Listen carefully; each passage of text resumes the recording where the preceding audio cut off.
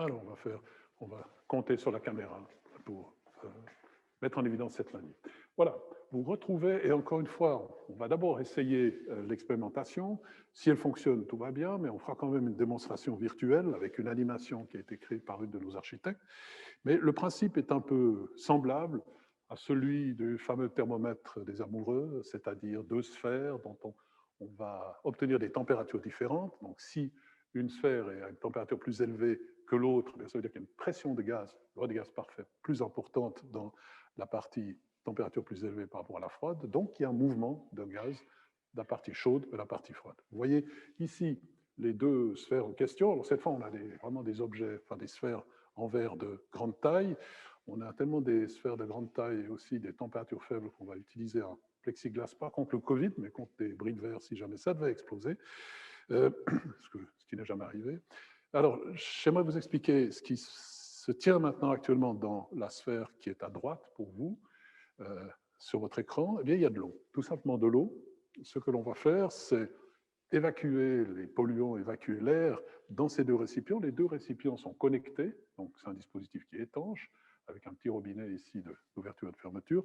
C'est un problème d'étanchéité qui nous a fait du souci le mercredi passé.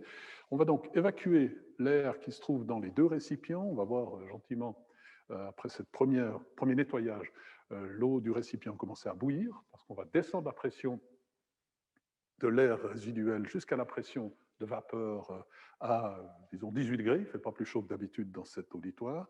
Et puis, une fois que ceci sera fait, je vais fermer ce robinet. Donc, on va mettre le dispositif de manière étanche. Les deux sphères seront reliées l'une à l'autre, mais plus du tout, ni avec la pompe, ni avec, bien entendu, l'atmosphère extérieure. Et puis, qu'est-ce qu'on va faire?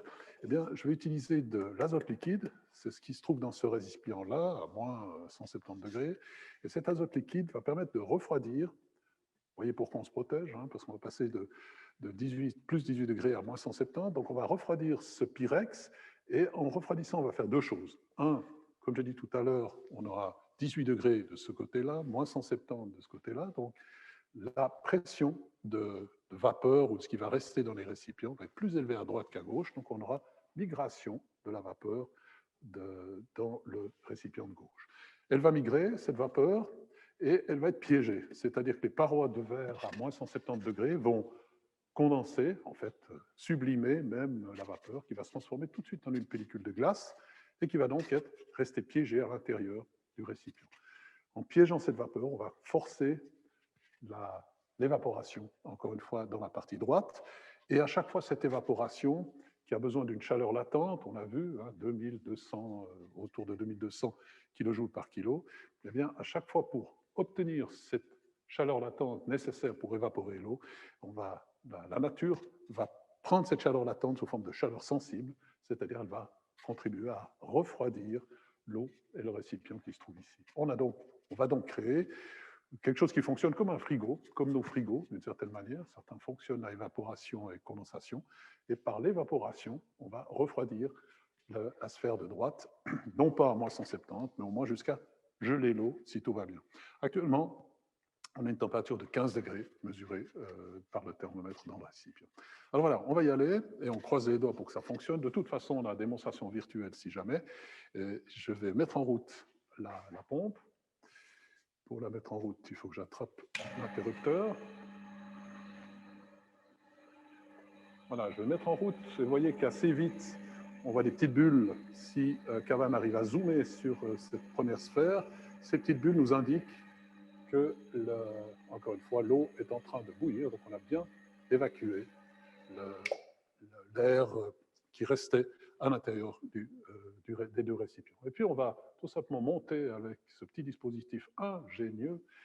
On va monter, entre guillemets, le récipient qui contient l'azote liquide jusqu'à ce que le deuxième récipient, voilà, ça commence à tremper à l'intérieur. On va aller le plus haut possible sans rien faire tomber. Vous voyez que c'est l'azote qui commence à bouillir parce qu'il est réchauffé même à 170 par la sphère en verre. Et puis, on va observer ce qui se passe dans le récipient. La température, je passe juste devant, elle est maintenant de 8 degrés, 7 degrés, donc on a bien un refroidissement de l'eau qui se trouve dans le récipient sur votre droite. Et on va laisser ceci se faire. On est à 4 degrés, en espérant, encore une fois, je pense que c'est peut-être difficile pour vous de voir le thermomètre. Vous êtes obligé de me croire. Et j'espère qu'on va réussir à faire geler cette eau qui est actuellement à 3 degrés, 2 degrés centigrades. Donc c'est la sonde de mesure ici qui mesure cette température, bien entendu, dans l'eau. Et il me semble qu'on commence à voir une pellicule de glace se former. Alors quand on fait les manips, on est toujours très optimiste. Hein. Il me semble que ce n'est pas encore tout à fait assez froid. 2 degrés. On va continuer à refroidir.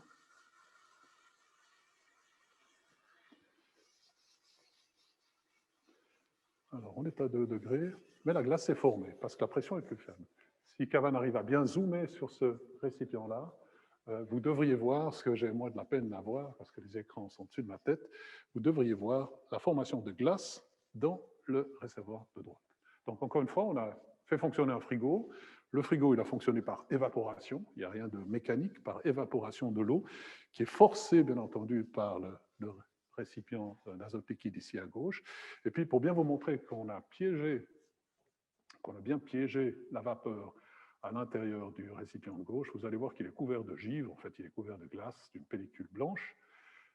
Probablement que vous le voyez maintenant à la caméra. De nouveau, je n'ai pas les images dans les yeux, donc je fais une confiance entière à Cavan qui filme. Et vous voyez que le récipient de gauche, il est tout blanc, il est plus transparent, c'est la vapeur qui, de l'état gazeux, a passé directement à l'état solide. C'est ce qu'on appelle la sublimation, dans un sens ou dans l'autre.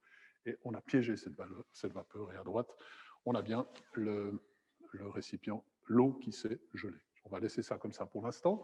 Et puis, je vais juste, pour le plaisir, faire la même démonstration. Alors, celle-ci, elle marche toujours, enfin, en principe, avec l'informatique, en demandant à Guillaume de me donner un coup de main parce qu'il va faire ça beaucoup plus vite que moi. On va passer d'un partage d'écran de l'iPad au partage d'écran du MacBook, qui me sert depuis pas mal d'années, probablement maintenant depuis 5 ou 6 ans, c'est une merveille, mais il commence un tout petit peu à gonfler. Je pense que la batterie, un jour ou l'autre, va nous exploser ou nous faire des misères.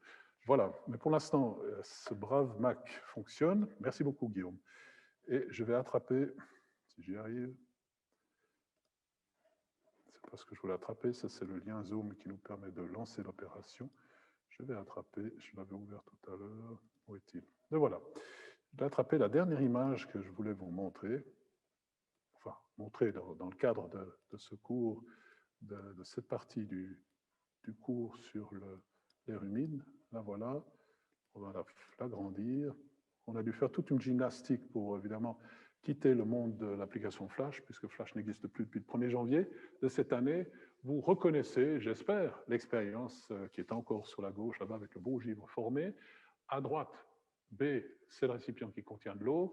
On a gaillardement commencé par créer, enfin, faire un vide d'air primaire, hein, ce n'est pas un vide d'air extraordinaire, mais c'est un vide suffisant pour enlever l'air, l'oxygène, l'azote, et puis faire en sorte, avec une très faible pression à la surface de l'eau, que l'eau commence à bouillir à 18 degrés, c'est-à-dire qu'on a une pression à l'intérieur qui est égale à la pression effective de vapeur dans le récipient B. Et puis, l'azote, bien entendu, est nécessaire pour refroidir le récipient A. Le voilà, ce récipient avec l'azote. Et encore une fois, loi des gaz parfaits, si l'un des récipients a une température plus faible que l'autre, la pression dans ce récipient plus faible, de température plus faible, est plus faible. Donc, on a des des molécules d'eau qui vont circuler de B vers A. C'est ce qu'on a schématisé sur cette animation. Et l'azote va piéger ces atomes de vapeur sous forme de givre que, encore une fois, vous avez pu, j'espère, voir tout à l'heure. Mais pour créer cette vapeur, il faut bien évaporer de l'eau. Et pour évaporer, vous le savez, c'est vraiment quelque chose qu'il faut retenir. Il faut de l'énergie, il faut de la chaleur latente qui provoque l'évaporation, même à des températures basses. C'est quelque chose qui est évident si vous faites bouillir de l'eau dans une marmite. Vous devez donner de la chaleur, de l'énergie. Là, il faut donner de la chaleur, de l'énergie au récipient B. Le seul moyen pour le récipient B de trouver cette chaleur, cette énergie, c'est de la prendre sous forme de chaleur sensible, donc de refroidir l'eau. Et ce refroidissement conduit à la congélation de l'eau à une température, on a vu, de 1 ou 2 degrés, puisque la pression à l'intérieur est plus faible que la pression atmosphérique. À notre pression, ce serait passé à 0 degré, bien entendu. Donc on a fait un frigo naturel, en tout cas fonctionnant sans dispositif mécanique. Alors d'habitude, quand il y a du monde dans l'auditoire, je pose la question, est-ce que c'est clair pour tout le monde? Là, peut-être que via le chat, vous arriverez à poser quelques questions. On est un tout petit peu moins en effectif que d'habitude, donc on y répondra autant que possible. Les séances d'exercice sont aussi là pour poser ce genre de questions.